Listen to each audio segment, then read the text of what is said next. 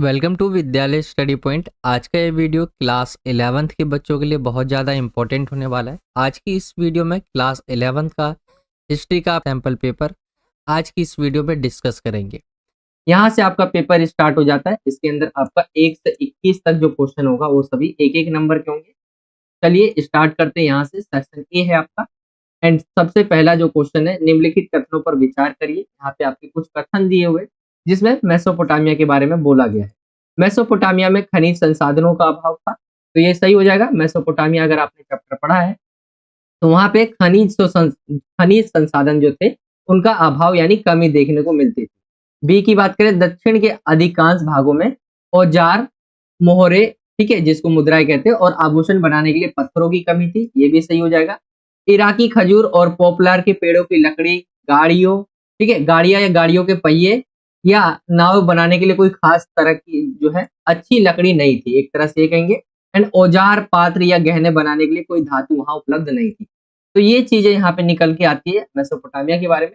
And सही में वहां पे जो है संसाधनों का अभाव था, जिसके अंदर जो है जैसे यहाँ पे लकड़ियों गाड़ियों के पहिए बनाने के लिए यहाँ पे लकड़ियों की कमी थी, ठीक है।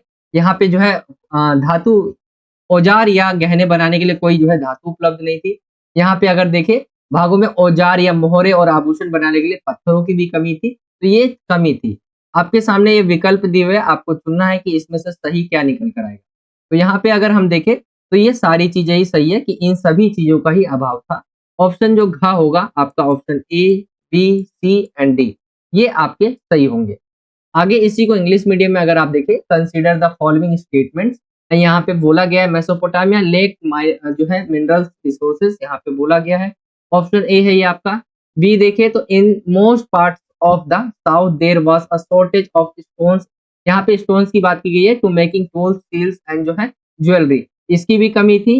एंड यहाँ पे the wood of Iraqi plum and popular trees was not जो है particularly good for making cards and जो है व्हील बैरोस और बोट्स, तो ये भी आपका सी वाला सही होगा। एंड डी देखे, there was no metal available for making tools, जो है यहाँ पे ये भी नहीं था। तो ऑप्शन डी आपका ये आपके चार जो दिए हुए चारों सही हो जाएंगे। अगर आप ऑप्शन में देखें तो ऑप्शन डी आपका राइट निकल कर आ जाएगा। वीडियो में आगे बढ़ने से पहले एक इंपॉर्टेंट इन्फॉर्मेशन है बच्चों, तो बड़े ध्यान से समझिएगा। अगर आप अपने हिस्ट्री सब्जेक्ट के फाइनल एग्जाम की तैयारी को नेक्स्ट लेवल पर ले जाना चाहते हैं और उन बच्चों की कैटेगरी में यहाँ पर शामिल होना चाहते हैं जो लास्ट टाइम पर भी तैयारी करके अपने फाइनल एग्जाम्स के अंदर बहुत अच्छे मार्क्स स्कोर करते हैं, तो आप हमारे द्वारा बनाए गए सैम्पल क्वेश्चन पेपर्स को ले सकते हैं। ये सैम्पल पेपर हमने स्पेशली आप सभी बच्चों के हिस्ट्री के फाइनल एग्जाम की तैयारी को और बेहतर बनाने के लिए डिज़ाइन किए हैं बच्चों। दिन रात मेहनत करके हमने, हमारी टीम ने ये सैम्पल पेपर्स आप सभी बच्चों के लिए डिज़ाइन किए हैं, ठीक है। और अगर आप इन सैम्पल पेपर को लेकर के अपनी तैयारी करते हैं तो आप अपनी तैयारी को नेक्स्ट लेवल पर ले जा सकते हैं। और हिस्ट्री सब्जेक्ट के आपको टोटल 10 सैम्पल पेपर देखने को मिलेंगे बच्चों, हिंदी और इंग्लिश दोनों ही मीडियम के अंदर, ठीक है, विद सॉल्यूशन के साथ। और हिस्ट्री के सैम्पल पेपर से ही आपका सारा का सारा सिलेबस के अंदर से जो भी इंपॉर्टेंट मैप निकलता है उसका तैयारी हो जाएगा, सोर्स बेस्ड क्वेश्चन का तैयारी हो जाएगा, ठीक है, जो आपका इमेज बेस्ड क्वेश्चन होता है यानी चित्र के आधार पर जो क्वेश्चन पूछा जाता है उसका तैयारी हो जाएगा, एमसीक्यू क्वेश्चन का तैयारी हो जाएगा आपका। तो यहाँ पर 3 मार्क्स के जो क्वेश्चंस होते हैं, 8 मार्क्स के जो क्वेश्चंस होते हैं, यानी शॉर्ट क्वेश्चंस, लॉन्ग क्वेश्चंस, हर तरह के क्वेश्चंस की आपकी तैयारी सिर्फ हिस्ट्री के सैम्पल पेपर से ही हो जाएगी, क्योंकि हम हिस्ट्री का आपको 10 सैम्पल पेपर का एक पीडीएफ प्रोवाइड करवाएंगे, एक बुक टाइप का ये होगा बच्चों, ठीक है। सैम्पल पेपर को लेने के लिए सिंपली आपको स्क्रीन पर जो 2 व्हाट्सएप नंबर दिख रहा है, दोनों में से किसी एक पर आपको कांटेक्ट करना है और सैम्पल पेपर्स को आप प्राप्त कर सकते हैं। अगर अभी आप सैम्पल पेपर्स को लेते हैं तो आपको 50% का डिस्काउंट भी देखने को मिलेगा। जी हाँ बच्चों, 50% का डिस्काउंट देखने को मिलेगा। वैसे तो हिस्ट्री के सैम्पल पेपर का जो ओरिजिनल प्राइस है वो 199 रुपये है, लेकिन अभी अगर आप लेते हैं तो केवल और केवल 99 रुपीज़ में आप हिस्ट्री के 10 सैम्पल पेपर ले सकते हैं, हिंदी मीडियम में भी और इंग्लिश मीडियम में भी। और लिटरली मैं आपको बता रहा हूँ बच्चों, ये सैम्पल पेपर्स आपको आपके फाइनल एग्जाम की प्रिपरेशन के अंदर बहुत ज़्यादा हेल्प करने वाले हैं, ठीक है। तो आज ही इन सैम्पल पेपर्स को लीजिए और अपने फाइनल एग्जाम की तैयारी को नेक्स्ट लेवल पर लेकर के जाइए बच्चों। चलिए वीडियो में आगे बढ़ते हैं। क्वेश्चन नंबर दूसरे की तरफ आते, मेसोपोटामिया में बसे शहरों के प्रकारों के बारे में क्या सही है। सही पूछा गया है कि मेसोपोटामिया में जो शहर थे, बसे शहर, गांव के बारे में नहीं पूछ रहा, शहर के बारे में पूछ रहा है, उसमें से क्या सही है। ये 2 प्रकार के थे, ये गलत हो जाएगा। बस्तियों ने कलात्मक मंदिरों का विकास किया, ठीक है, ये गलत हो जाएगा।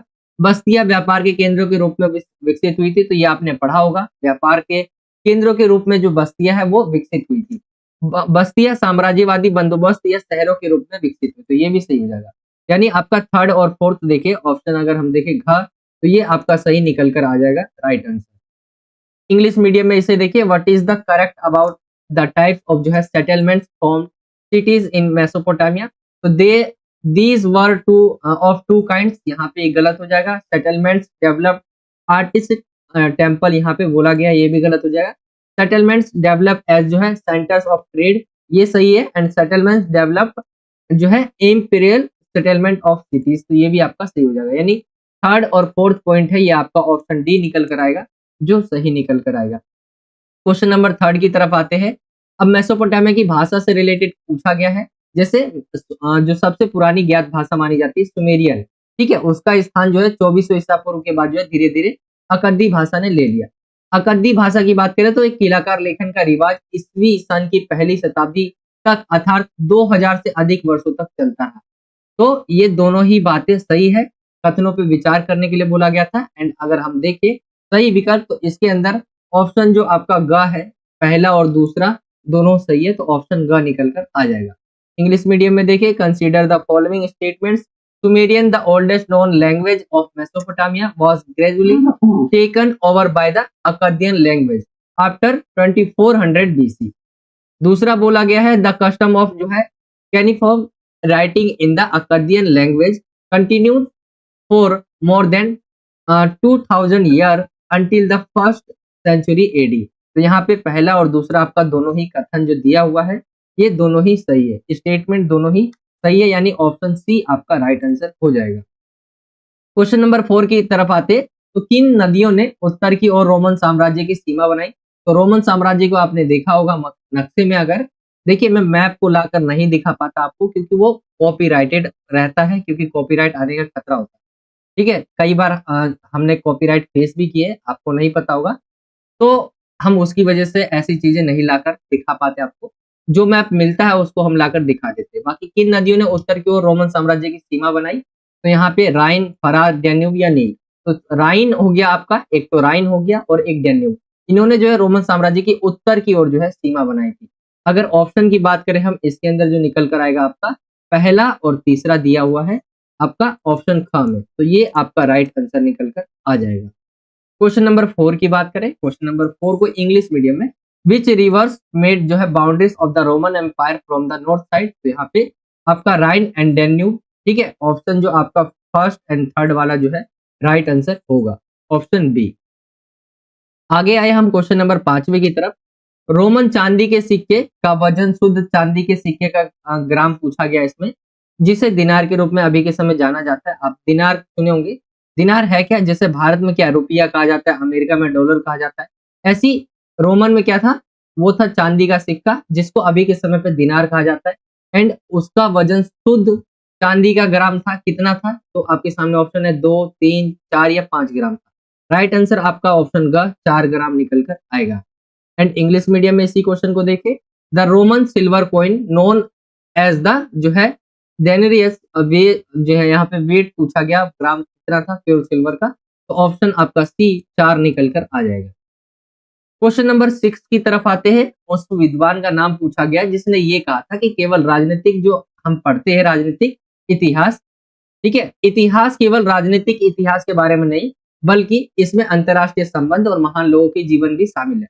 तो आपने पढ़ा होगा, आप ये बात सही है, ये जिस व्यक्ति ने कहा है आपके सामने ऑप्शन दिए हुए। एंड आप सभी जानते होंगे कि इतिहास के अंदर आप अंतरराष्ट्रीय संबंध को भी पढ़ते हैं, एंड साथ ही साथ महान जो लोग हुए, जैसे कोई भी महान लोग हुआ, कोई जो है ट्रेवलर हुआ उस समय का, कोई इतिहास के बहुत बड़े जो है जनक हुए, ठीक है, या बहुत बड़े जो है विद्वान रहे, उसके बारे में भी आप उसके जीवन के बारे में पढ़ते। तो ये बात सही है। किसने कहा था? ऑप्शन घ आपका निकल कर आ जाएगा, मार्क ब्लॉक, इन्होंने ये कहा था।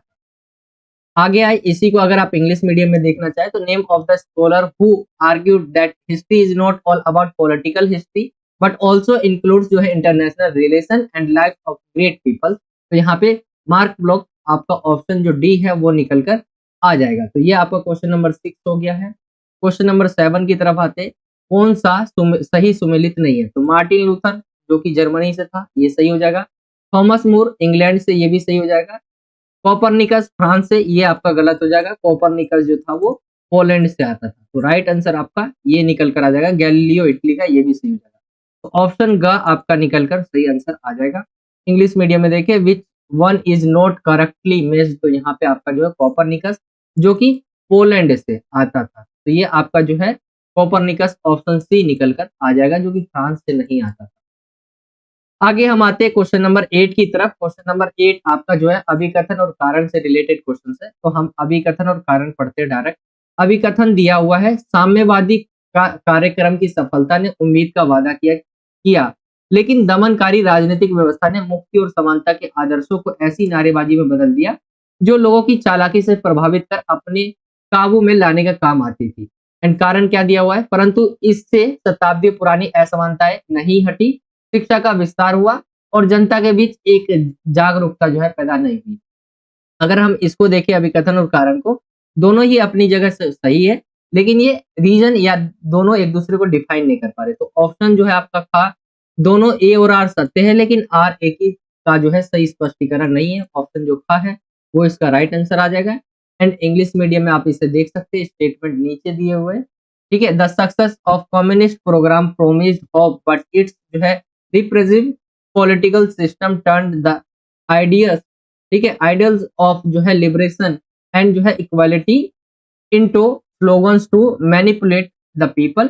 एंड रीजन यहाँ पे दिया है, yet it did not remove centuries old जो है inequalities, spread education and raises consciousness among the people. ठीक है, तो यहाँ पे अगर हम देखें तो राइट आंसर मैंने आपको बता दिया, option B both A and R true है, but R is not correct explanation of A. तो ऑप्शन आपका बी निकलकर राइट आ जाएगा। आगे हम आते हैं क्वेश्चन नंबर 9 की तरफ। ओगोदेई जो है किसका पुत्र था? चंगेज खान का, अरब था, त्यागसीन या अली का? ऑप्शन जो आपका क है चंगेज खान, वो इसका पुत्र था। आपका राइट आंसर ये निकल के आ जाएगा, चंगेज खान है। ठीक है, ये आपका हो जाएगा ऑप्शन जो क है वो सही हो जाएगा। हु सन वाज जो है और आगोदेई, तो यहाँ पे चंगेज खान, ऑप्शन ए इसका राइट आंसर होगा। क्वेश्चन नंबर 10वें की तरफ आते हैं। कहा जाता है कि गिलगेमिस ने जिस शहर पर शासन किया था वो कौन सा था? और उरुक, मारी या सूसा? तो उरुक शहर जाना जाता है वो जिसने गिलगेमिस ने जो है जिसके ऊपर शासन किया था। ऑप्शन था इसका राइट आंसर होगा। क्वेश्चन नंबर 10वें को इंग्लिश मीडियम में देखिए, name of the city that Gilgamesh rule was जो है उरुक, ऑप्शन आपका बी हो जाएगा। क्वेश्चन नंबर 11वें की तरफ आते हैं। कैंपेनिया किस लिए प्रसिद्ध था? तो कैंपेनिया क्या है? एक अंगूरी शराब था, उसके लिए प्रसिद्ध था, जो कि कैंपेनिया है कहाँ? अगर आप इटली देखेंगे, इटली के अंदर ही एक जगह है कैंपेनिया, वहां पे ये जो है अपनी सबसे बढ़िया किस्म की अंगूरी शराब के लिए जो है फेमस था। तो कैंपेनिया के ऊपर आ सकता है आपसे क्वेश्चन। इंग्लिश मीडियम में देखिए, व्हाट वाज कैंपेनिया फेमस फॉर? जो था वो था फाइनेस्ट जो है वेराइटीज ऑफ जो है वाइन यार्ड। ठीक है, इसके लिए ये फेमस था। लापिस लाजुली एक था, ये क्वेश्चन मैंने आपसे पहले भी डिस्कस किया था पहले के पेपरों में। जो है लापिस लाजुली क्या था? लाल पत्थर था, अनाज के प्रकार थे, मुद्रा की तरह था ये नीला पत्थर था? इसका आंसर आप मुझे कमेंट में बताइए कि लापिस लाजुली एक था क्या? लाल पत्थर था या नीला पत्थर था? इन दोनों में से एक आंसर राइट है, आपको मुझे कमेंट में बताना है। मैंने हिंट आपको दे दिया, ऑप्शन भी 2 ही दे दिया। Lapis lazuli was a red stone था या ब्लू स्टोन था? आपको मुझे कमेंट में बताना है। क्वेश्चन नंबर 13वें की तरफ आते हैं। कहा जाता है कि गिलगेमिस ने जिस शहर पर शासन किया वो था, तो ये हमने दोबारा ही क्वेश्चन आ गया है गलती से, उरुक शहर था वो जिसके ऊपर गिलगेमिस ने शासन किया था। इंग्लिश मीडियम में देखिए, name of the city that Gilgamesh ruled was जो है उरुक, ऑप्शन बी। आगे हम आते हैं क्वेश्चन नंबर 14वें की तरफ। दिए गए विकल्पों में से सही चुनना है। रोमन सम्राट जिसने सोने का सिक्का चलाया था कौन था? तो वो था आपके सामने ऑप्शन अगस्टस था, ऑक्टेवियन था, कॉन्स्टेंटाइन था या डायोक्लिसियन था? तो यहाँ पे ऑप्शन जो है कॉन्स्टेंटाइन, इन्होंने सबसे पहले जो है रोमन सम्राट थे जिन्होंने सोने का सिक्का चलाया था। इंग्लिश मीडियम में देख सकते हैं, choose the correct answer from the given options. Name of the Roman Empire who introduce the gold coin was जो है वो आपका कॉन्स्टेंटाइन, ऑप्शन जो निकल कर आएगा राइट आंसर वो आ जाएगा सी। ठीक है, आगे हम आते हैं क्वेश्चन नंबर 15वें की तरफ। क्वेश्चन नंबर 15 है, धनी कुलीन वर्ग का समूह जो शासन चलाता था क्या कहलाते थे? गणतंत्र, सीनेट, स्थानीय राज्य या ड्रेसन 20। तो यहाँ पे राइट आंसर जो सीनेट निकल कर आएगा। ये क्या थे? ये धनी कुलीन वर्ग के समूह थे जो शासन चलाते थे, शासन की जिम्मेदारी एक तरह से ये लेते थे। सीनेट जिनको कहलाते, ये सीनेट कहलाते थे। इंग्लिश मीडियम में देखेंगे द ग्रुप ऑफ वेल्थी जो है आर्टिस्ट ट्रस्ट वो रूल्ड वॉज जो है कॉल्ड, तो यहाँ पे सीनेट आपका राइट आंसर निकल कर आ जाएगा। आगे हम आते हैं क्वेश्चन नंबर 16 की तरफ। ईसाई धर्म का जो पोप है वो किसे कहा जाता है? पोप का मतलब क्या होता है? जैसे हमारे धर्म में हिंदू धर्म की बात करें तो वहां पे पंडित होता है, ठीक है। तो ऐसे ईसाई धर्म में पोप होता है जो कि सर्वश्रेष्ठ, एक तरह से आप पंडित कह ले, सबसे बड़ा पंडित ईसाई धर्म का, तो जिसे पोप कहा जाता है। ये किसे माना जाता है प्रथम? तो वो है ग्रिगोरी, ऑप्शन जो घ है इसे माना जाता है पहला, सबसे पहला जो है पोप वो ग्रिगोरी को माना जाता है। इंग्लिश मीडियम में देखेंगे who is considered the first जो है पोप ऑफ क्रिश्चियनिटी, तो यहाँ पे आपका ग्रिगोरी, ऑप्शन जो 4 वाला है वो सही है, निकल कर आ जाएगा। क्वेश्चन नंबर 17 की तरफ आए। सामंतवाद अर्थव्यवस्था थी, तो सामंतवाद अर्थव्यवस्था कैसी थी? खुली थी, बंद थी, निर्वाह अर्थव्यवस्था थी या इनमें से कोई नहीं थी? खुली का मतलब क्या होता है कि आप एक दूसरे से व्यापार कर सकते हैं, एक देश से दूसरे देश ये आ जा सकते हैं, सामान ले जा सकते हैं, ठीक है। बंद अर्थव्यवस्था रहती है, किसी से हमें व्यापार नहीं करना, सिर्फ अपने ही अंदर ही जो अपना राज्य उसी के अंदर जो है एक दूसरे को सामान भेज सकते हैं, बाकी दूसरे देशों को नहीं। निर्वाह अर्थव्यवस्था वो होती है जिसमें सिर्फ हम अपने खाने पीने की चीजें ही कर पाते हैं, हम ना किसी को दे सकते हैं ना ले सकते हैं। इसमें सिर्फ हम अपने जीने के लिए करते हैं, जीवन यापन के लिए होता है। और इनमें से सभी तो हम देखें, सामंतवादी जो अर्थव्यवस्था थी वो निर्वाह की अर्थव्यवस्था थी, सिर्फ ये अपना जीवन जीते थे एक तरह से। आगे देखिए क्वेश्चन नंबर 17, यहाँ पे जो है फेडरलिज्म वॉज जो है वो आपका राइट आंसर निकल कर आ जाएगा। सबसिस्टेंस इकोनॉमी, ठीक है। ऑप्शन जो आपका थर्ड वाला है यानी ऑप्शन सी आप देखेंगे ये वाला, तो राइट आंसर हो जाएगा। क्वेश्चन नंबर 18 की तरफ आए। चंगेज खान मंगोलों किस कबीले से संबंधित थे? तो वो कौन सा कबीला था? कियात, हूण, फिनिशियन या कुरैशी? तो वो कियात कबीले से जो है संबंध रखते थे। कियात कबीला इसका राइट आंसर होगा, ऑप्शन जो का। To which tribe did Genghis Khan belong to? जो है कियात, ऑप्शन जो आपका ए होगा, या जिसे आप पहला कह दे इसके अंदर ऑप्शन पहला लिखा हुआ है, तो ये आपका राइट आंसर निकल कर आएगा। 19वें क्वेश्चन की तरफ आए। तो पट्टिका क्या थी? तो पट्टिका क्या थी? मिट्टी को गीला करके उसे गूंथ कर, और जैसे आप आटे को मानते हैं ना आटा, उसी की जगह आपको क्या है मिट्टी रख लेनी है। तो मिट्टी को क्या है गीला कर देते थे, उसे गूंथ कर और थाप कर जो है आकार देकर, जैसे कोई भी गोल आकार दे दिया, फिर सरकंडे की तीखी नोक से जो है लिखना इसके ऊपर, ये क्या थी? पट्टिकाई थी। व्हाट वर जो है टैब, यहाँ पे पूछा गया इंग्लिश मीडियम में टैबलेट्स, तो यहाँ पे जो है नीडिंग एंड जो है throwing, taping, writing with the sharp tip of or reed, ये आपका हो जाएगा टैबलेट्स के बारे में। इंग्लिश आगे देखें हम क्वेश्चन नंबर 20 को। मैनर कौन से वर्ग से संबंधित है? तो मैनर जो है अभिजात वर्ग से संबंध रखते थे। इंग्लिश मीडियम में देखिए मैनर्स जो है बिलोंग किससे करते थे? Which class? तो मैनर जो है बिलोंग टू कौन से क्लास से? तो इलाइट, ठीक है। Manor belong to the elite class. अगला क्वेश्चन है आपका 21। सामंतवाद जर्मन शब्द फ्यूड से बना है, जिसका अर्थ क्या होता है? तो वो आपका क्या अर्थ है? भूमि का टुकड़ा। फ्यूड का मतलब क्या है? भूमि का टुकड़ा, आपका ऑप्शन ग निकल कर आ जाएगा। तो कुछ इस तरह से आपके 21 क्वेश्चन होंगे, जो कि इस पैटर्न से आपके 21 क्वेश्चन आएंगे। पहले तो सेक्शन ए में 21 नंबर का आपका पहला सेक्शन होगा, एंड सेक्शन बी की तरफ चलते हैं। सेक्शन बी में आपके जो है क्वेश्चन जो रहेंगे वो सभी 3-3 नंबर वाले होंगे। आइए हम चलते हैं सेक्शन बी की तरफ, एंड इसके अंदर जो है आपके टोटल अगर हम देखें तो यहाँ पे कितने क्वेश्चन होंगे? यहाँ पे एक गलत लिखा हुआ है, 22 से लेकर जो है आपका 27 तक जो है सभी 3-3 नंबर वाले क्वेश्चन होंगे। तो सेक्शन बी की तरफ आते हैं, एंड सबसे पहला क्वेश्चन पूछा गया है सेक्शन बी में 22वां। दक्षिण मेसोपोटामिया के इलाके में ग्रामीण लोगों के मध्य झगड़े क्यों होते थे? स्पष्ट करना है। तो अगर आप मेसोपोटामिया को देखेंगे एंड उसके दक्षिण भाग को देखेंगे, वहां पे उस इलाके में ग्रामीण लोगों के बीच झगड़े हो जाते थे। क्या रीजन? तो वो रीजन था, मेन रीजन जो था वो पानी, ठीक है। पानी व जमीन के लिए झगड़े बार बार होते थे। नदियों का जो रास्ता था वो बदलने से लोग जो है पुनः स्थापित होते रहते थे। नदी की जलधाराओं के ऊपर रहने वाले लोग सारा पानी अपने खेतों में इस्तेमाल करते थे, जिससे नीचे रहने वाले लोग होते थे उनको पानी नहीं मिलता था, और इससे जो है उनके बीच झगड़े हुआ करते थे। कभी कभी नदी में गाद जमने से नदी का बहाव रुक जाता था, इसलिए नीचे वाले लोगों को पानी नहीं मिलता था, और उनके खेत भी क्या होते थे? सूखे रह जाते थे। तो रीजन मिल गया आपको झगड़े का, वो मिल गया आपको मेन रीजन पानी। आगे देखिए इसी को इंग्लिश मीडियम में, व्हाई वर देयर जो है quarrel among the villagers in the reason of जो है साउथर्न मेसोपोटामिया एक्सप्लेन करना है। तो यहाँ पे किसके लिए था, मेन जो था आपका फाइट होता था वो किसके लिए, वाटर के लिए एंड लैंड के लिए। वाटर के लिए वो भी सबसे ज्यादा, पीपल यूज टू बी जो है रेस्टेड बाय जो है changing the course of rivers, the people living about the water streams of the river used to all water in the fields in their fields sometime due to जो है accumulation of sheet in the river, the flow of the river was stopped, therefore the people at the bottom did not get water and their fields remain dry। तो ये आपका right answer आ जाएगा 22 का। पूछा गया 23वां question तीसरी शताब्दी के बारे में कि जो रोमन साम्राज्य था उसको बहुत अधिक तनाव का सामना करना पड़ा था।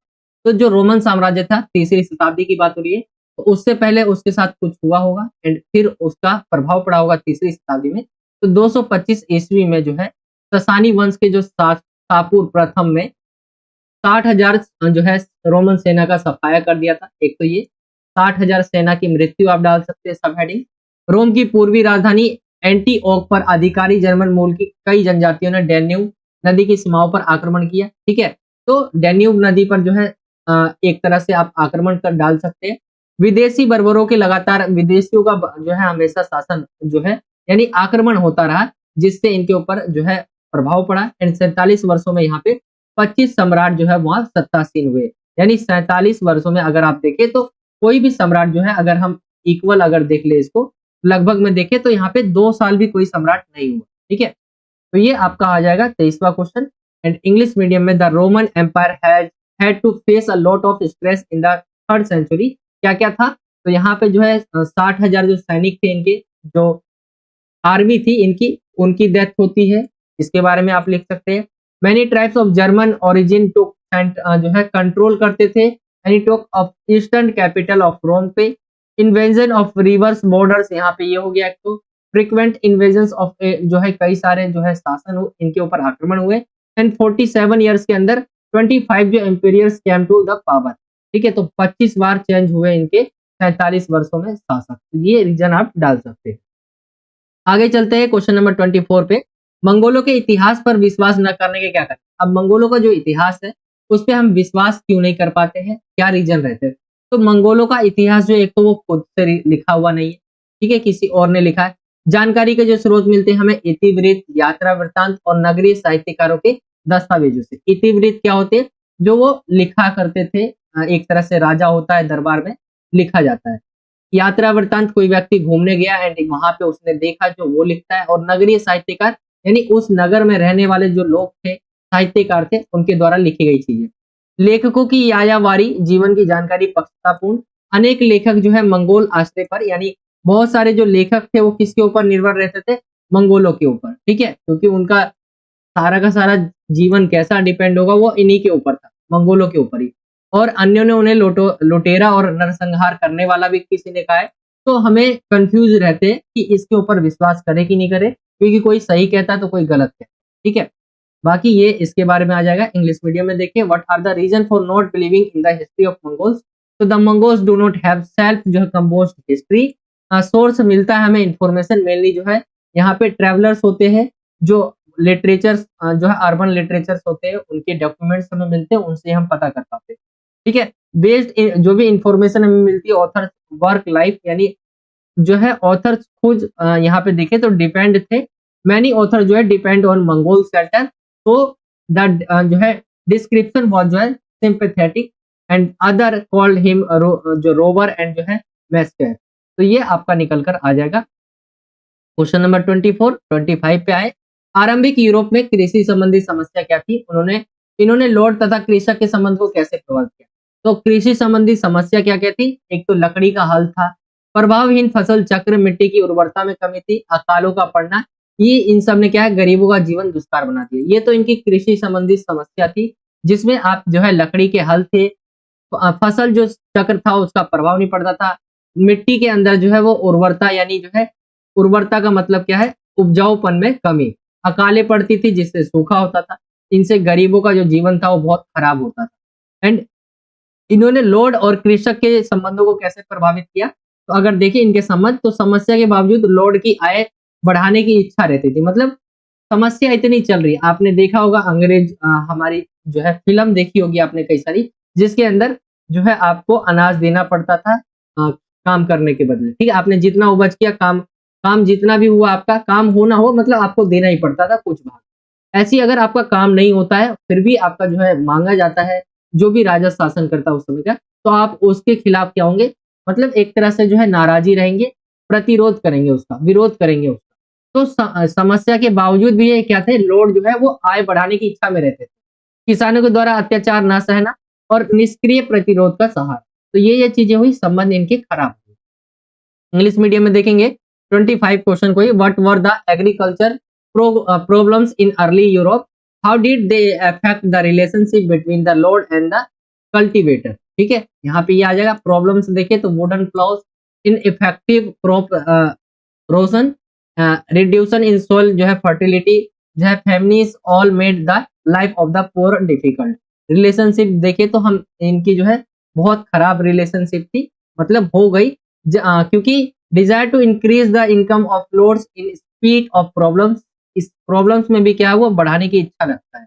नोट टू टॉलरेट जो है training by peasant resort to passive जो है रेसिस्टेंस। तो ये चीजें आप यहाँ पे लिख सकते हैं रिलेशनशिप में। क्वेश्चन नंबर 26 की तरफ आते हैं। सामंतवाद के अंतर्गत यूरोप में किसानों की क्या स्थिति थी। तो सामंतवाद के अंतर्गत यूरोप में अगर किसानों की स्थिति पूछी गई तो किसान दो तरह के थे। एक तो किसान स्वतंत्र किसान थे और एक कृषिदास थे। स्वतंत्र किसान क्या थे, भूमि को लॉर्ड का के काश्तकार के रूप में देखना, श्रम अधिवेश टेली नामक कर, इनके पास खुद की जमीनें हुआ करती थी और एक खुद खेती करके जो है जो भी होता था जमीन में उपज होता था उसका कुछ भाग दिया करते थे। ठीक है, कृषिदास वो होते थे जो लॉर्ड के स्वामित्व वाली भूमि पर जो है काम करते थे, कृषि करते थे, कोई मजदूरी नहीं मिलती थी, लॉर्ड की आज्ञा के बिना जागीर नहीं छोड़ सकते थे, विवाह संबंध पर भी लॉर्ड का नियंत्रण होता था। तो ये कृषिदास थे। दो तरह के मेनली जो है किसानों की प्रकार थे वहां पे और ऐसी स्थिति थी उनकी। इंग्लिश मीडियम में देख सकते हैं, what was the condition of the peasants in Europe under जो है फेडरलिज्म। तो यहाँ पे टू टाइप्स ऑफ जो है यहाँ पर थे, एक इंडिपेंडेंट फार्मर थे एंड एग्रीकल्चर स्लेव थे। इंडिपेंडेंट जो जिनके पास खुद की जमीन होती थी एंड खेती करते थे एंड उसका कुछ भाग जो है वो देते थे राजा को। एंड एग्रीकल्चर जो स्लेव हुआ करते थे, agriculture slave, agriculture on the land own by the lord, no wages, no being able to leave the जागीर without lord permission, without the lord permission, the lords control over the marriage relationship too. तो यहाँ पे इनका control relationship पे भी, marriage relationship पे भी रहता। ये हो गया क्वेश्चन नंबर 26। 27 की तरफ आए तो मेसोपोटामिया में परिवार व शादी के कैसे नियम थे पूछा गया है। तो मेसोपोटामिया के अंदर परिवार देखें हम तो एकल परिवार को ही जो है आदर्श माना जाता था। पिता, अगर हम देखें शुरू से ही जो है पिता परिवार का मुखिया रहा है, तो मेसोपोटामिया में भी ऐसा ही होता है। शादी की शुरुआत में वधु के माता पिता अपनी सहमति देते। विवाह की रस्म पूरी होने पर दोनों पक्ष उपहारों का जो है आदान प्रदान करते, एक साथ बैठकर भोजन करते। ये आज के समय भी ऐसी होता है। मंदिर में पूजा करने के बाद जो है सास नववधु को लेने आती थी। शादी के बाद पुत्र जो है माता पिता के पास ही रहता था। पिता का घर जो है पशुधन खेत आदि उसके पुत्रों को ही मिलता था। तो ये आज के जैसा होता है ना, आज के समय हमारे धर्म हिंदू धर्म के अंदर, हिंदू नहीं मतलब सनातन धर्म के अंदर, तो वैसा ही कुछ जो है वहां पे भी होता था। मतलब आप एक तरह से सिर्फ एक धर्म को ही नहीं ले, मतलब ये दूसरे धर्म में भी होता है। जैसे हम मुस्लिम धर्म की बात करें तो एकल परिवार उनमें भी माना जाता है, जिसे मुस्लिम नहीं इस्लाम धर्म कहा जाता है। मतलब कंफ्यूज नहीं होता बार बार, अगर हम ज्यादा यूज करते मुस्लिम और हिंदू तो हम हमारे मुंह से भी वही निकलता है। अगर हम यहाँ पे देखें, सहमति देते हैं, मंदिरों में पूजा पाठ करते हैं, ये सारी चीजें जो है सभी में ही होता है लगभग। तो मेसोपोटामिया में भी ये पहले से ही था। इंग्लिश मीडियम में देख सकते हैं, what were the rules for family and marriage in Mesopotamia, explain करना है। तो यहाँ पे जो है फैमिली जो रहती थी वो एकल थी। ठीक है, the father was the head of the family, रहते थे। The brides parents give their constant and जो है beginning of the marriage on the completion of the marriage ceremony, both the parties exchange gift. यहाँ पे आपका लिख देंगे worship के बारे में लिख देंगे। आफ्टर मैरिज सन जो है लिव्ड विद जो है पेरेंट्स रहते थे, पेरेंट्स के साथ जो है सन रहता था। एंड फादर्स हाउस, जो भी उसकी चीजें थी उसके ऊपर जो है सन्स यानी बेटों का अधिकार होता था। तो ये आपका 27 क्वेश्चन हो जाएगा। यहाँ से आपका सेक्शन जो है सी है, ये डी नहीं है, सेक्शन सी है, यहाँ से स्टार्ट हो जाएगा। एंड यहाँ पे 3 क्वेश्चन जो है आपको करने होंगे, 8-8 नंबर के होंगे टोटल। 28वें क्वेश्चन पे आते हैं। 28वां क्वेश्चन जो है आपका और नगर के बारे में पूछा गया है कि और नगर जो था, आप मेसोपोटामिया अगर चैप्टर पढ़े होंगे तो और नगर के बारे में आपने पढ़ा होगा कि उसकी नगर नियोजन जो पद्धति थी या नगर नियोजन था, ठीक है, किस तरह से नगर बसाया गया था उसके बारे में बताना है। तो और नगर की बात करें तो सबसे पहले जो खुदाई हुई थी मेसोपोटामिया के अंदर, मेसोपोटामिया आपने चैप्टर पढ़ा होगा, ठीक है, उसमें जो सबसे पहले खुदाई हुई थी वो और नगर ही था जिसमें सबसे पहले खुदाई हुई थी। यहाँ की अगर हम नगरों की बात करें, मान लेते हैं ये हमने और नगर मान रखा है, एंड इसके अंदर देखेंगे तो यहाँ पे जो गलियां थी वो कैसी थी, पतली थी, बहुत पतली थी एंड घुमावदार थी। यानी मतलब एक नियोजन की तरह, हम जैसे कोई भी शहर होता है या उसको जैसे बसाया जाता है, डिजाइन रहता है कि इस तरह से बनेगा, सड़कें इधर से जाएगी, मतलब समकोण पे काटती है सड़कें 90 डिग्री के एंगल में, तो उसे जो है एक अच्छे तरीके से कहते हैं बनाया गया है। लेकिन यहाँ पे अगर देखें गलियों की, तो यहाँ पे गलियां जो थी वो बहुत ज्यादा पतली थी और घुमावदार थी। नगर नियोजन जो पद्धति थी उसका अभाव था। जल निकासी की व्यवस्था नहीं थी। आप देखते होंगे आपके घरों से पानी निकलता है, फिर वो नाले में जाता है, तो उसकी एक बिल्कुल नियोजित है, ठीक है, जल निकासी हमने व्यवस्था बना रखी है। लेकिन यहाँ पे और नगर में ऐसा कुछ नहीं था। घरों में अंधविश्वासों का प्रचलन भी था। कमरों में जो है खिड़कियां नहीं होती थी। आज के समय हमारे कमरों में खिड़कियां देखने को मिलती है हमें, लेकिन मेसोपोटामिया में ऐसा नहीं था। शकुन अप सगुन अपशगुन आएगा, यहाँ सगुन आएगा, तो सगुन अपशगुन जैसी संबंधी बातें भी यहाँ पे हुआ करती थी। नगर वासियों के लिए जो है कब्रिस्तान बने हुए थे, आंगन में होजों का होना, सामान का ले जाना ले आना, ये सारी चीजें यहाँ पे होता था। तो उर नगर के बारे में आप यहाँ पे कुछ इस तरह से एक्सप्लेन करेंगे कि यहाँ पे सबसे पहले तो ये लिखेंगे कि नगर नियोजन पद्धति का अभाव था यहाँ पे। यहाँ की जो गलियां थी उसके बारे में आप लिख सकते हैं कि गलियां सही नहीं थी, पतली और घुमावदार थी। जल निकासी प्रणाली जो है इसका अभाव था यहाँ पर। ये सारी चीजें आप लिख सकते हो और नगर के बारे में। इंग्लिश मीडियम में देखेंगे explain in detail the town plan of उर सिटी। तो द फर्स्ट जो है यहाँ पे बताया हुआ है, सबसे पहले जो खुदाई हुई इसकी हुई थी, and then thin and winding lanes, तो यहाँ पे जो गलियां थी बहुत ज्यादा थिन थी एंड वाइंडिंग थी। Lack of method of town planning थी यहाँ पे। लैक ऑफ जो है ड्रेनेज सिस्टम था यहाँ पे। The prevalence of superstitions about houses.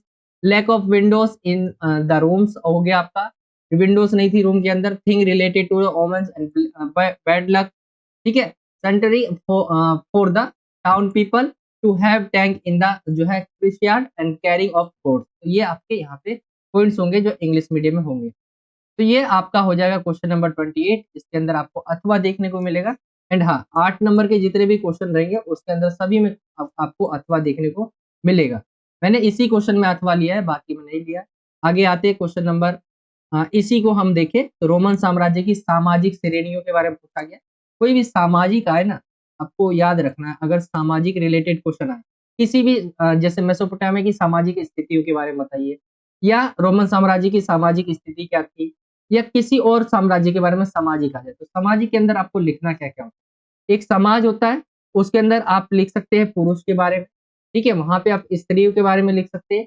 वहाँ की जो शिक्षा पद्धति वो उसके बारे में लिख सकते हैं। अमीर वर्ग गरीब वर्ग उसके बारे में लिख सकते हैं, ठीक है। समाज के बारे में यही होता है। जैसे अमीर वर्ग गरीब वर्ग हो गया, फिर समाज कितने भागों में बटा था, तो ये समाज के बारे में आप लिख सकते हैं। अगर कंफ्यूज ना हो तो आप ये सारी चीजें लिख सकते हैं अगर आपको आंसर नहीं पता है। बाकी यही लिखते हैं, महिलाओं की स्थिति के बारे में भी आप जिक्र कर सकते हैं इसके अंदर, वर्गों के बारे में भी जिक्र कर सकते हैं। तो समाज की स्थितियां है, समाज की श्रेणियां है, कोई भी आए इससे रिलेटेड क्वेश्चन पूछा जाए तो आपको ये चीजें लिखनी है। रोमन साम्राज्य की बात करें तो इतिहासकार टैसिटस द्वारा प्रारंभिक समाज के प्रमुख समूहों का सामाजिक समूहों का वर्णन कुछ इस तरह से कि तीसरी शताब्दी के प्रारंभ में सीनेट सदस्य की संख्या लगभग 1000 थी।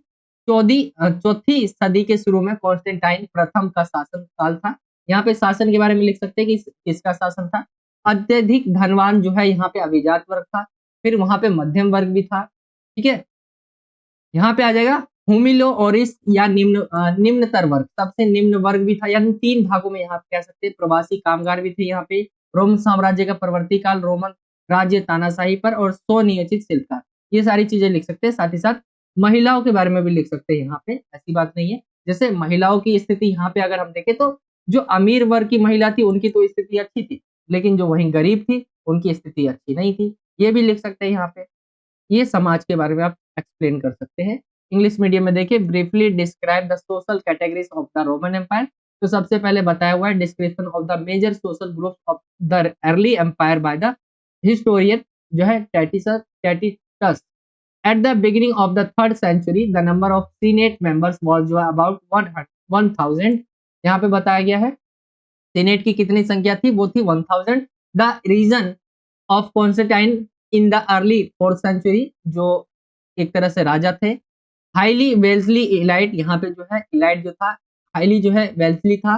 Rise of the middle class का भी उदय हुआ। फिर यहाँ पे थर्ड क्लास लोअर क्लास की बात की गई है। माइग्रेंट जो है वर्कर्स की बात की गई है, यहाँ पे आप लिख सकते हैं। यहाँ पे आप जो है फीमेल्स के बारे में भी बात कर सकते हैं, जैसा मैंने आपको बताया। जरूरी नहीं है कि जो पॉइंट लिखे हुए आप सारे वही लिखे। मैंने सामाजिक के बारे में बताया आपको कि आप वहाँ पे सामाजिक के अंदर पुरुष स्त्री हो गया, अमीर वर्ग गरीब वर्ग हो गया, कितने भागों में बटे हुए थे, समाज के अंदर क्या क्या चीजें थी। ठीक है, ये सारी चीजें आप लिख सकते हैं। क्वेश्चन नंबर 29 पे आते हैं हम। 29 क्वेश्चन, यास क्या था, इसके अर्थ में परिवर्तन आने के क्या कारण थे, यास के महत्व की विवेचना करनी। तो यास की बात करें, प्रारंभिक रूप में यासाक वह नियम संहिता थी जिसे चंगेज खान ने, एक नियम संहिता थी जो 1206 में चंगेज खान लेके आया था, जो कि कुरिलताई में लागू किया गया। अब यास आपको याद रखना है, क्योंकि यास जो है एक जगह का नाम भी है। ये आपका करीब जो है शायद यूरोप में नहीं, यहाँ पे पड़ जाता है अफ्रीका के ऊपर जो है आपकी कंट्रीज, वहां पे पड़ जाता है यास। तो इसको आपको अगर अब आप सर्च करते हैं गूगल पे या ढूंढते हैं तो यहाँ पे यास वो आपको दिखाएगा। बाकी यास जो था ये एक नियम संहिता थी जो चंगेज खान के द्वारा जो है 1206 में कुरिलताई में लागू की गई थी। अर्थ जो है विधि अज्ञाप्ति आदेश इनका था। आखेट सैन्य व डाक प्रणाली के संगठन के विनिमय थे। अगर देखिए इसके अर्थ में परिवर्तन के क्या कारण थे, तो इसका अर्थ में परिवर्तन क्यों हुआ, 13वीं शताब्दी के मध्य तक मंगोलों द्वारा एकीकृत विशाल साम्राज्य का गठन किया गया। उनके द्वारा जटिल शहरी समाजों पर शासन पर संख्यात्मक रूप से अल्पसंख्यक के ऊपर अपनी पहचान व विशिष्टता की रक्षा के लिए दास के पवित्र नियम के अधिकार का दावा यास को अपने पूर्वज चंगेज खान की विधि संहिता कहकर जो है प्रजा पर लागू करवाया। यास वे समान आस्था रखने वाले मंगोलों में जो है संयुक्त थे। चंगेज व उसके वंशजों की मंगोल से निकटता स्वीकृत यास से वंशजों की कबीलाई पहचाना बरकरार, पराजित लोगों पर नियम लागू करने का आत्मविश्वास। यास चंगेज खान की कल्पना शक्ति से प्रेरित था, वह विश्वव्यापी मंगोल राज्य की संरचना में सहायक था। तो ये चीजें इसके अंदर आप लिख सकते हैं। इंग्लिश मीडियम में आप देख सकते हैं, व्हाट वाज यास, what were the reason for the change in its meaning, discuss the importance of यास। तो इंपॉर्टेंस भी यहाँ पे डिस्कस की गई है, रीजन क्या था चेंज होने का, एंड यास क्या है। यास तो एक कोड है, code of rules which was जो है इम्प्लीमेंटेड इन जो है कुरिलताई इन 1206 में जो है इसको लाया गया, इम्प्लीमेंट किया गया चंगेज खान के द्वारा। मीनिंग यहाँ पे डिक्री, ठीक है, एंड यहाँ पे ऑर्डर बताया गया है, regulation on the organization of the hunting military and postal system. यहाँ पे देखिए रीजंस ऑफ चेंज मीनिंग यहाँ पे लिखा हुआ है, आप यहाँ पे पढ़ सकते हैं। इंग्लिश मीडियम में मैं आपको सिर्फ दिखा देता हूँ, एक्सप्लेन नहीं कर पाऊंगा। हम हिंदी मीडियम में चलते हैं अगले क्वेश्चन की तरफ जो हिंदी मीडियम है, बाकी इंग्लिश मीडियम वाले बच्चे यहाँ पे देख सकते हैं।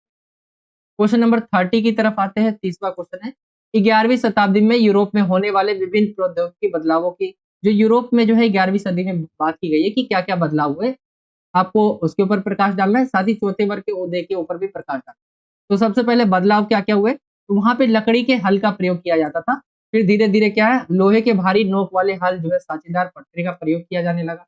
यानी क्या बदलाव देखने को मिले हमें, प्रौद्योगिकी बदलाव आपको बताना है, ये भी याद रखना है। टेक्नोलॉजी में जो बदलाव हुए, पशुओं के गले के स्थान पर जो है अब जुआ जो है कंधे पर बांधा जाने लगा। अब पहले के समय देखते होंगे गले पे जो है बांधा जाता था, लेकिन अब धीरे धीरे क्या है कंधे पे जो है बांधा जाने लगा। घोड़ों के जो है खुरों पर अब लोहे की नाल का प्रयोग होने लगा। कृषि के लिए वायु और जल शक्ति का जो है प्रयोग होने लगा, ये बदलाव देखने को मिले। संपीड़कों व चक्कियों में भी वायु तथा जल शक्ति का प्रयोग हुआ। 2 खेतों की व्यवस्था थी, वहां 3 खेतों वाली व्यवस्था आई। कृषि उत्पादन में क्या है बढ़ोतरी होती है तेजी से, एंड भोजन की उपलब्धता क्या होती है दोगुनी हो जाती है। कृषकों द्वारा खेती योग्य भूमि का विस्तार और चौथे वर्ग का ऐसे उदय होता है। कृषि के विस्तार के साथ जनसंख्या व्यापार व नगरों का भी विस्तार होता है। कृषिदास नगरों में छिपकर स्वतंत्र रहते थे। नए नए व्यवसायों से एक चौथे वर्ग का उदय, जिनमें व्यापारी दुकानदार विशिष्ट कौशल वाले साहूकार वकील चिकित्सक अध्यापक ये सब थे। तो चौथे वर्ग के अंदर आप लिख सकते हैं कौन कौन आते हैं। आपसे ये एमसीक्यू में भी क्वेश्चन आ सकता है। और ये आपका टोटल 8 नंबर का कुछ इस तरह से क्वेश्चन होगा। क्या क्या बदला हुआ है, तो आपको 8 आपको लिख लेने या याद कर लेने हैं। 8 कौन कौन से हुए, इजी इजी, जैसे लोहे, जैसे लकड़ी के हल के स्थान पर धीरे धीरे क्या है, लोहे के भारी नोक वाले हल का प्रयोग होने लगा। पशुओं को पहले जो है गले पे बांधा जाता था, अब वो कंधे पे बांधा जाने लगा जुआ। घोड़े की बात करें तो खुरों पर अब जो है लोहे की नाल का प्रयोग होने लग गया था। जल शक्ति का प्रयोग आप डाल सकते हैं। यहाँ पे जो कृषि जहाँ पे की जाती थी, भूमि अगर दो तरह की, मतलब दो खेतों की व्यवस्था के स्थान पर 3 खेतों की व्यवस्था अब जो है होने लग गई थी। तो ये सारी चीजें आप डाल सकते हैं इसके, इजी इजी। इंग्लिश मीडियम में आप देख सकते हैं, discussing the various technological changes that took place in Europe in the 11th century through light on the rise of the fourth class. तो यहाँ पे आपका लिखा हुआ है, in place of wooden ploughs heavy iron ploughs are used with जो है moulded board. यहाँ पे आप लिख सकते हैं, और ये आपके इंग्लिश मीडियम में है पॉइंट्स, आप इसे पढ़ सकते हैं क्या क्या चीजें यूज होने लग गई। जैसे डबल द जो है अवेबिलिटी ऑफ फूड हो गया यहाँ पे, rapid increase in agriculture production हो गया इनका, ठीक है। हॉर्स आप लिख सकते हैं, जो now using iron rod on जो है हॉर्स होप। यहाँ पे आप लिख सकते हैं, पावर ऑफ जो है वाटर का यूज होने लग गया पावर ऑफ एग्रीकल्चर में। तो ये आप लिख सकते हैं इंग्लिश मीडियम में। और भी नीचे आपके पॉइंट्स है, तो ये आपके पॉइंट्स होंगे जो आपका क्वेश्चन नंबर 30 हो जाएगा। ये आपके 8-8 नंबर वाले क्वेश्चन थे। मैंने एक ही क्वेश्चन में अथवा लिया है, बाकी सब में आपका अथवा पूछा जाएगा, आपको कोई दिक्कत नहीं लेना है। मैंने अथवा नहीं लिया, बहुत कम क्वेश्चन निकल पा रहे थे। तो आगे हम आते हैं, आपका अगला सेक्शन जो आएगा वो आपका सेक्शन डी आएगा, ठीक है। ये आपका सेक्शन डी है, एंड इसमें जो क्वेश्चन होंगे आपके सोर्स बेस्ड क्वेश्चन होंगे, स्रोत आधारित क्वेश्चन। अब यहाँ पे ये वाला सोर्स अगर आप देखेंगे, तो ये आपका हेडिंग दे दिया गया है, दासों के प्रति व्यवहार, एंड इससे रिलेटेड आपसे क्वेश्चन पूछे जाएंगे। 4-4 नंबर के होंगे, ये 3 क्वेश्चन होंगे, 31, 32, 33वां। ये सभी 4-4 नंबर के स्रोत आधारित क्वेश्चन होंगे। एंड स्रोत को आपको पढ़ने की जरूरत नहीं है, सबसे पहले आप क्वेश्चन पे आएंगे, टाइम इससे बचेगा। स्रोत में से ही आपको हिंट मिल जाएगा, बाकी आप क्वेश्चन को पढ़ के जाइए स्रोत में। उपयुक्त गद्यांश के आधार पर रोम साम्राज्य में दासों की स्थिति का वर्णन कीजिए। आप इसे पढ़ेंगे, रोमन साम्राज्य में दासों की स्थिति के बारे में बात हो रही है। एंड यहाँ पे कुछ ही समय बाद शहर के शासक ल्यूसिस पेडेनई सेकंड का उसके एक दास ने कत्ल कर दिया। कत्ल के पश्चात पुराने रिवाज के अनुसार यह आवश्यक था कि एक ही छत के नीचे रहने वाले प्रत्येक दास को क्या है, फांसी दे दी जाए। परंतु बहुत ही निर्दोष लोगों को बचाने के लिए भीड़ एकत्र हो गई और दंगे शुरू हो गए। यहाँ से पता चल जाता है कि दासों की स्थिति क्या थी, बहुत अच्छी नहीं थी, खराब थी, ठीक है। यहाँ पे आप पढ़ेंगे, रोम साम्राज्य में दासों की स्थिति अत्यंत निरंतर और कठोर थी। दास लोग व्यक्तिगत स्वतंत्रता के बजाय स्वामी या मालिक के अधीन थे।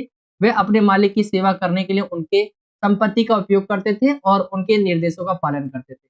वे आधी नागरिकी और जनसंख्या के बदलते बच्चों की जन्मे थे। उनके पास कोई सामाजिक या कानूनी स्थान नहीं था। वे अकेले अपने मालिक के विचारात्मक और आर्थिक प्राधिकृत्य का हिस्सा। एक तरह से इनकी स्थितियों के बारे में आप बता देंगे कि इनकी स्थिति ज्यादा अच्छी नहीं थी। ये एक तरह से जो है अपने मालिक के अधीन रहते थे, एक तरह से गुलाम की तरह। क्वेश्चन नंबर दूसरा देखेंगे, नीरो ने इन लोगों के प्रति कैसा रवैया अपनाया। तो वो क्या है, नीरो कठोर जो है रवैया अपनाता है, क्योंकि उन्होंने वहां सेना लगा दी जो इन दासों को फांसी पर चढ़ाने के लिए ले जाने को तैयार थी। दास द्वारा किसका कत्ल किया गया, तो ल्यूसिस पेडेनई सेकंड, ये मैंने आपको पहले ही बता दिया पढ़ के कि इसका कत्ल किया गया। आप इसको पूरा पढ़ेंगे तो भी आपको जो है हिंट अच्छा मिल जाएगा, आप इसमें से भी लिख सकते हैं। लेकिन ऐसे क्वेश्चंस को आप सेम बहुत कम है मिलना आपका, मतलब सेम आपको बहुत कम मिलेगा कि आपको आंसर बिल्कुल डायरेक्ट मिल जाए। एक तो ये मिल गया, बाकी आपको जो है पैसेज को पढ़ेंगे तब आप निष्कर्ष निकाल कर भी लिख पाएंगे। इसी को इंग्लिश मीडियम में देखेंगे, ट्रीटमेंट ऑफ स्लेव्स यहाँ पे है, एंड यहाँ पे आप देख सकते हैं, ये आपका पैराग्राफ दिया हुआ है, इससे रिलेटेड क्वेश्चन नीचे है। On the above On the basis of the above passage, describe the condition of slaves in the Roman Empire। तो यहाँ पढ़ सकते हैं इंग्लिश मीडियम में। रोमन एम्पायर में जो है एक्सट्रीमली कॉन्स्टेंट एंड जो है हर इनकी कंडीशन बहुत अच्छी नहीं थी, यहाँ पे आप देख सकते हैं। दूसरे क्वेश्चन की तरफ आएंगे, what attitude did Nero adopt towards these people. तो दे जो है deployed an army there which was ready to take these slaves to be hanged. यहाँ पे फांसी चढ़ाने के लिए तैयार थी। एंड हु वाज जो है मर्डर्ड बाय दास। तो ये आपका ल्यूसिस पेडेनियस सेकंड यहाँ पे आ जाएगा राइट आंसर। तो ये आपका 4 नंबर का जो है पहला हो जाएगा 31 क्वेश्चन। एंड 4 नंबर में भी देखिए तो किस तरह से बांटा गया है। आप कोई भी हो सकता है, 2 नंबर का ये होगा, 1 नंबर का ये होगा आपका दूसरा क्वेश्चन और तीसरा क्वेश्चन भी 1 नंबर का होगा, तो 4 नंबर का कुछ ऐसा बन जाएगा। इंग्लिश मीडियम में भी वही होगा। आगे हम आएंगे क्वेश्चन नंबर 32 की तरफ। ये भी आपका दिया हुआ है स्रोत, एंड इसमें जो हेडिंग है स्रोत की, रोमन अभिजात वर्ग की आमदनियों 5 शताब्दी के प्रारंभिक दशकों में। तो यहाँ पे इनकी आमदनियों की बात हो रही है, एंड यहाँ पे इससे रिलेटेड क्वेश्चन पूछे जाएंगे, जैसे रोम के ऊंचे घरानों के पास क्या संसाधन थे। इसके अंदर आपको आंसर मिल जाएगा क्या क्या संसाधन थे, जैसे एक घोड़दौड़ का मैदान, ठीक है, अनेक मंच मंदिर, फव्वारे और विभिन्न प्रकार के स्नानागार, ये आप डाल सकते हैं यहाँ पे। साथ ही साथ यहाँ पे ये चीजें भी आप डाल सकते हैं। यहाँ पे मैंने इंग्लिश में लिख रहा, सॉरी, मैंने यहाँ पे एक्सप्लेन किया हुआ है, आप देख सकते हैं। रोम के ऊंचे घरानों के पास कई संसाधन थे, जैसे कि हिप्पोड्रोम घोड़दौड़ का मैदान, मंच मंदिर, फव्वारे और विभिन्न प्रकार के स्नानागार। उनकी संपत्ति में सोने के सिक्के, अन्य महंगे आभूषण और विशेष आत्मा की आवश्यकता की वस्तुएं भी शामिल थी। संसाधनों में लिख सकते हैं। दूसरा क्वेश्चन है, विभिन्न रोमन परिवारों की प्रतिवर्ष आय कितनी थी। जो प्रतिवर्ष आय विभिन्न रोमन परिवारों की बात हो रही है, तो कितनी आई थी, यहाँ पे बताया हुआ है कि 4000 पाउंड सोने की होती थी, जो उनकी संपत्ति से प्राप्त होती थी। ये आप लिख सकते हैं। बाकी आप इसके अंदर जाएंगे तो यहाँ पे देखेंगे 4000 पाउंड सोने की आय प्राप्त होती थी। बहुत से रोमन परिवारों को अपनी संपत्ति से प्रतिवर्ष 4000 पाउंड सोने की आय प्राप्त होती थी, लेकिन ये नॉर्मली ये आम लोगों के बारे में बात हो रही है। जो अमीर लोग हुआ करते थे, उनकी आय जो है 1000 अथवा 1500 पाउंड सोना भी होती थी। तो यहाँ पे हमसे जो है विभिन्न रोमन परिवारों की पूछी गई थी।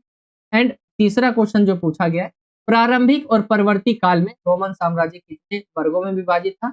तो प्रारंभिक और परवर्ती काल में रोमन साम्राज्य जो है वो तीन वर्गों में विभाजित था, जो कि था उच्च वर्ग, द्वितीय वर्ग, ठीक है, एंड निम्न वर्ग। 3 वर्गों में। जैसे हम देखें उच्च वर्ग की तरफ देखें तो इसमें वो लोग आते थे जो बहुत अमीर हुआ करते थे।